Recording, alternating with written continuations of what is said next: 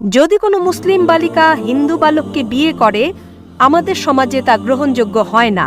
যদি মুসলিম বালক হিন্দু বালিকাকে বিয়ে করে তা ইসলামে মেনে নেয়। মাইক্রোফোনটা চালু করে দিন। হ্যাঁ, তিনি আমাদের শিক্ষা দেবেন। আমি কাউকে শেখাতে চাচ্ছি না, আমি শুধু বলতে চাচ্ছি আমি যে একজন ছাত্র, শিখতেই পছন্দ করি আমি। আপনি হতে শেখাতে পারে, পারেন। কিন্তু আপনি তো অন্যকে বলার সুযোগ দেন না। সরি, আপনি অন্যের কথা শোনেন না, শুধু নিজেই বলে যান। আমি আপনাকে বলার সুযোগ করে দিচ্ছি, বলেন। অনেক পার্থক্য আছে।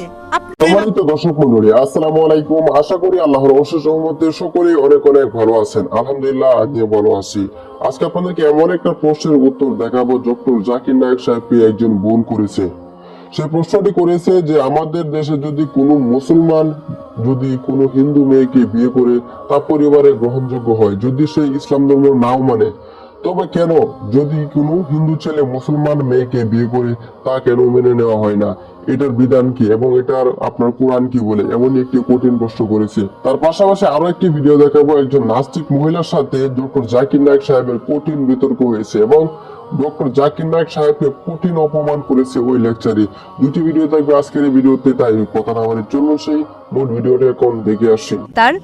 এবং আপনাকে আমার প্রশ্ন হচ্ছে, হিন্দু ধর্মে এবং ইসলামে যদিও অনেক মিল দেখা যায়, তা সত্ত্বেও যদি কোনো মুসলিম বালিকা হিন্দু বালককে বিয়ে করে আমাদের সমাজে তা গ্রহণযোগ্য হয় না, যদিও তাকে ইসলামের প্রতি আকৃষ্ট করতে সফল হই।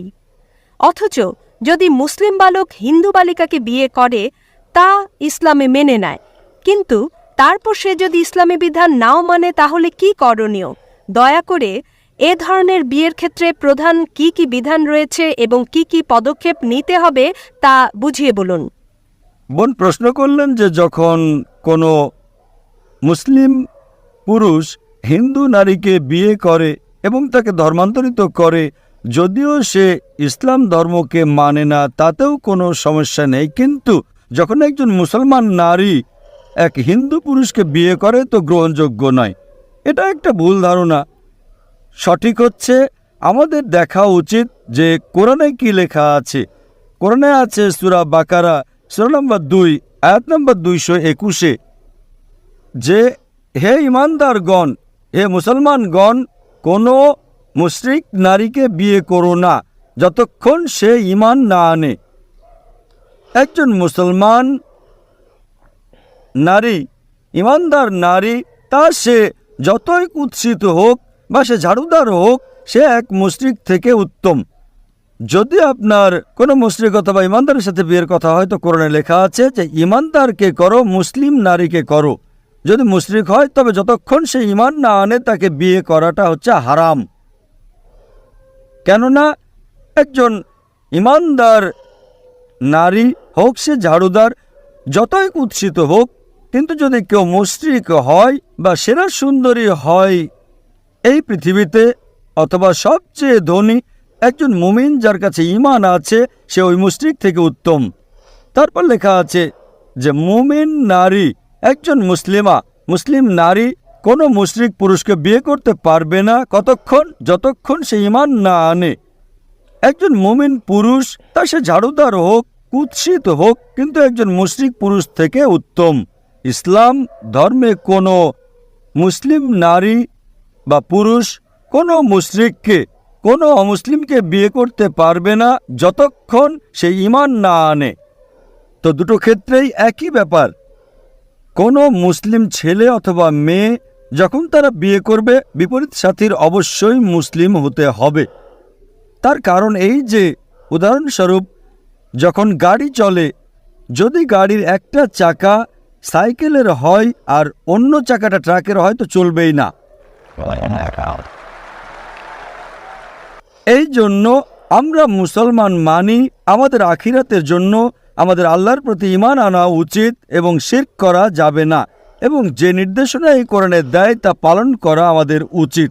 যদি আমার জীবন সাথী, যদি আমার অর্ধাঙ্গিনী বলতে বেটার হাফ, যদি আমার বেটার হাফ জাহান্নামে যায় তো কেমন স্বামী? যদি আমার স্ত্রীকে আমি ভালোবাসি তো আমি পছন্দ করব তাকে জান্নাতে যেতে। আমরা যখন বলি বাংলায় অর্ধাঙ্গিনী, বেটার হাফ ইংরেজিতে পত্নী, বিবি, আমরা এটাই চাইবো যে যাকে আমি ভালোবাসি সেও জান্নাতে যাবে। তো এই জন্য আগে আমাদের এটা দেখতে হবে যে যাকে আমি বিয়ে করব তা সে ছেলে বা মেয়ে হোক, পুরুষ বা নারী হোক, আগে এটা আমাদের জানা উচিত যে তার বিধান এই দুনিয়াতে বাস করতে এই শেষ কিতাব কোরআন মাজিদের অনুসারী কিনা, তারপরে আপনি তাকে বিয়ে করতে পারেন এবং আখিরাতে সফলকাম হতে পারেন। স্যার, আমার নাম সাবিনা, আমি একজন ছাত্রী। আপনি উদাহরণ দিলেন কিভাবে আমরা ছাত্ররা, তরুণরা তীর ছুঁড়ে তারপর লক্ষ্যবস্তুকে নিশানা করি। আমি আপনার ব্যাপারেও এই একই কথা, একই অভিযোগ করছি। আপনি তীর ছুঁড়লেন, তারপর আপনার তীর, তারপর লক্ষ্যবস্তুর চারপাশে নিশানা করলেন। তখন কেউ যদি আপনার মতো করে চিন্তা না করে তাহলেই ভুল। আমার মনে হয় এটা ভুল, এটা অযৌক্তিক এবং অমানবিক। বোন খুব সুন্দর গুরুত্বপূর্ণ প্রশ্ন করলেন। আমার উদাহরণের কথা বললেন যে মানুষ শূন্যে গুলি ছোড়ে তারপর অজুহাত দাঁড় করায়। আপনি বলছেন, অভিযোগ করছেন আমি একই কাজ করেছি, আর যদি লোকজন আমার কথা না মানে তাদের সমর্থন করি না। বোন, আমাকে বলেন আমার ভুলটা কোথায়, আমার লেকচারের কোন অংশে শূন্যে গুলি ছুঁড়েছি আর কারণ দাঁড় করিয়েছি। আমি উদাহরণ দিয়েছি। লোকজন গ্রাজুয়েশন করে কেন করছো আমি জানি না, কি করবে বলতে পারবো না, পাশ করার পর তুমি কি করবে জানি না, আমি উদাহরণ দিয়েছি। এখন আপনি আমাকে বলেন যে আমার লেকচারের কোন অংশ শূন্যে গুলি ছোড়ার মতো ছিল, তারপর আমি কারণ দাঁড় করিয়েছি। যদি না থাকে তাহলে বলবো আপনি শূন্যে গুলি ছুড়ছেন আর অজুহাত দাঁড় করাচ্ছেন। ইতিমধ্যে আপনি তো বলেছেন। আমার লেকচারের কোন অংশ, উত্তর দেওয়ার সুযোগ দিলাম, আমার লেকচারের কোন অংশ শূন্য গুলি ছোড়ার মতো, তারপর কারণ দাঁড় কর। লেকচার শূন্য গুলি ছুড়ছিল না, আমি বলছিলাম মাশাআল্লাহ, ধন্যবাদ আপনাকে। পুরো উদ্দেশ্য যেমন ইসলামিক দৃষ্টিভঙ্গিতে লোকজনকে মূল্যায়ন করা, আর জীবনের উদ্দেশ্যকে শুধু ইসলামিক এর চেয়ে পন্থায় ভালো করা। জীবনের উদ্দেশ্য আমাকে দেন, এর চেয়ে ভালোটা আমি আপনি কেন আমাকে উদ্দেশ্য দেন। বলবো? আরে, দেখেন, আমরা উন্মুক্ত প্রশ্ন উত্তর পর্ব করছি, যে কেউ ভিন্ন মত পোষণ করতে পারে। আমি বলছি না যে আমারটাই সঠিক, অবশ্যই লোকজন আপনার থেকে আপনি ভিন্ন ভিন্ন মত মত পোষণ পোষণ করে। করতে পারেন, তবে অবশ্যই যথাযথ কারণ দেখাতে হবে। যেমন ধরেন বললাম 2 + 2 = 4, আপনি বলেন না এটা হবে 5, অবশ্যই আমি বলবো কেন। তাই যদি আমি কিছু ভুল বলি আপনি প্রমাণ করে দেবেন যে আমার ভুল। শুধু বললেই হবে না যে 2 + 2 = 4 না। আপনি তো শিক্ষিত, ঠিক? তাই আপনি যদি বলেন আমার ভুল হয়েছে, ঠিক আছে মানলাম, প্রমাণ দেখান। শুধু নিজে কথা বলে যেন অন্যকে কথা বলার সুযোগ দেন না। প্রমাণ পেশ করেন। যদি সত্যবাদী হন আমাকে বলেন লেকচারের কোন অংশ, বা বলেন যে স্রষ্টাকে ধন্যবাদ জানানোর চেয়ে ভালো উদ্দেশ্য আর কি হতে পারে, তাকে ছাড়া কার ইবাদত করা যায়? হ্যাঁ বলেন।